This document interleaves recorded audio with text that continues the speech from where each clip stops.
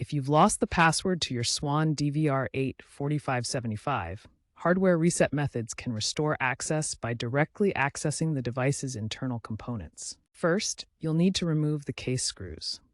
The red arrows show the screw locations on the bottom of the device.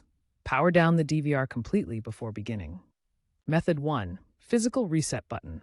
This button is located on the main board inside the DVR unit and has a 95% success rate for complete factory reset. Here are the step-by-step instructions.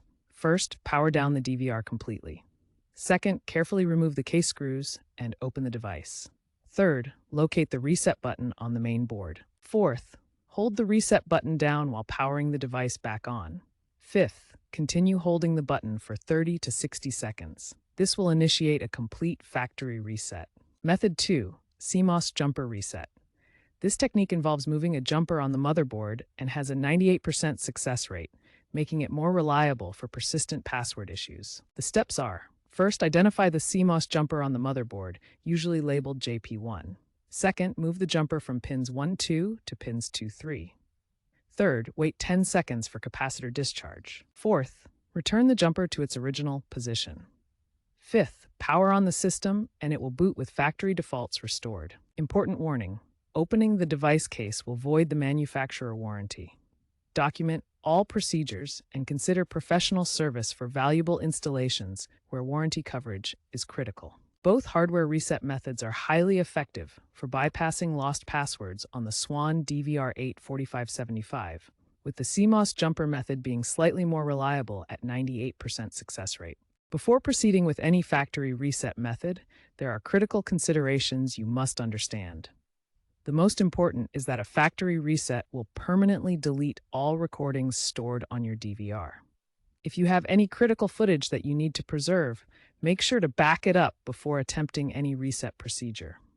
This could include important security recordings or evidence that you may need later.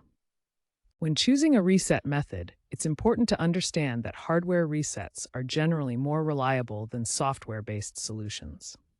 Hardware methods have a success rate of about 95%, while software approaches are less dependable.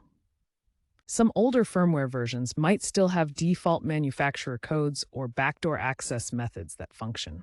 However, newer Swann models are implementing enhanced security measures like encrypted password storage and tamper detection. As a last resort for advanced users, you can attempt a UART serial connection. This involves connecting a USB to TTL adapter to the UART pins on the main board and executing reset commands via a terminal. This method requires technical expertise and involves identifying UART pins on the circuit board, connecting the appropriate cables, and using terminal software to access the bootloader during startup. Regardless of which method you choose, always remember to take proper safety precautions. This includes using anti-static protection when handling circuit boards and always disconnecting power before opening the device.